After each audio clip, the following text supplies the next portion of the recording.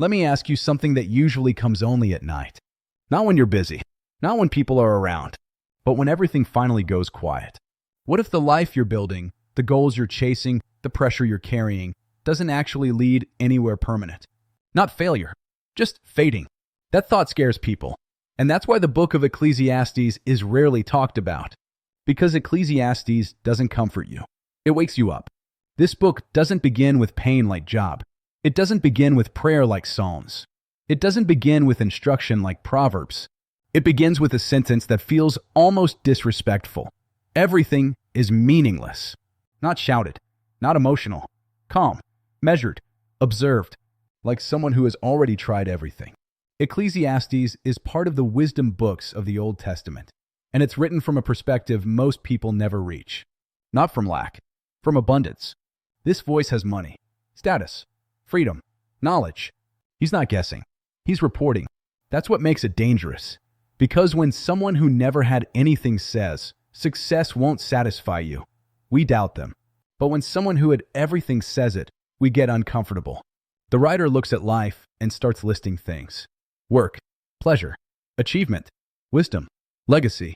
And after each one, the conclusion is the same. It doesn't last. Not because it's bad, but because it ends. Modern life hates that idea. We're trained to believe, if I just get a little more, once I reach that level, after this phase. Ecclesiastes interrupts that loop and asks, and then what? Let's talk about work, because this book spends a lot of time there. It says, you work hard, you sacrifice time, you stress, you build something, and one day, you leave it behind. Someone else runs it. Someone else spends it. Someone else changes it. That doesn't mean work is useless. It means work is temporary, and temporary things were never meant to carry your identity. This hits hard in American culture, where work is not just income. It's worth, status, validation. Ecclesiastes quietly says, you're asking too much from your career. Then it talks about pleasure, food, entertainment, relationships, sex, luxury, and again, no judgment, just observation. Pleasure feels good, but it fades. So you need more, stronger, faster, newer. That cycle doesn't stop. It just escalates. Ecclesiastes isn't anti-pleasure. It's anti-illusion. It's saying, don't expect pleasure to give meaning. That's not its job. Then comes wisdom, education, knowledge, intelligence. And here's where it gets uncomfortable. The writer admits, being wise doesn't protect you from pain. Smart people still suffer. Good decisions still fail sometimes. Life doesn't reward logic consistently. That alone breaks a lot of belief systems.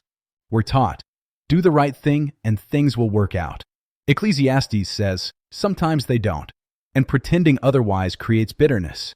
The book talks a lot about time, not poetic time, uncontrollable time. There's a time to build, a time to lose, a time to gain, a time to grieve. Not because life is fair, but because life moves independently of your plans. This is where anxiety comes from, trying to control what isn't controllable. Ecclesiastes doesn't fight that. It accepts it. And acceptance isn't weakness. It's realism. Another uncomfortable truth in this book. Much of ambition comes from comparison. Watching others, measuring success, feeling behind. That's not modern. That's ancient.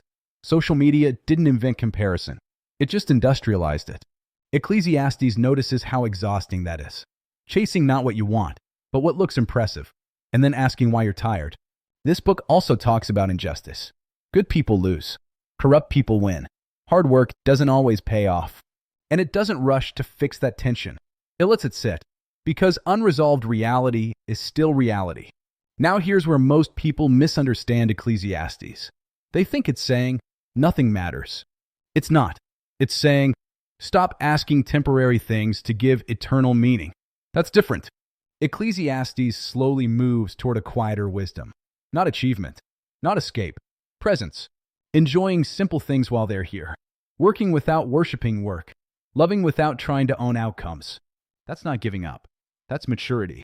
There's a strange peace in this book. Not excitement. Stability. The peace of knowing, I don't have to win everything to live well. It also talks about death. Not to scare, to clarify. Because awareness of endings sharpens priorities. It makes moments count. If Job teaches you that suffering isn't always punishment, if Psalms teaches you how to feel honestly, if Proverbs teaches you how to live wisely, Ecclesiastes teaches you how to let go of illusions, of overcontrol, of impossible expectations. This book often finds people later in life, after burnout, after disappointment, after success didn't feel like enough, when the noise fades, and the question remains, what actually matters? Ecclesiastes answers quietly, not with hype, with grounding. Live honestly, accept limits, enjoy what's given, respect time. That's it. It doesn't promise happiness. It offers peace with reality, and that kind of peace doesn't crash. So if you've ever thought, I did everything right and still feel empty, I'm tired of chasing, I just want life to feel real again, Ecclesiastes is not your enemy. It's your mirror. This is not a book for beginners. It's a book for survivors. People who've lived long enough to know that illusions are expensive. And maybe that's why Ecclesiastes is uncomfortable. Because it doesn't sell dreams. It removes them, so you can finally breathe.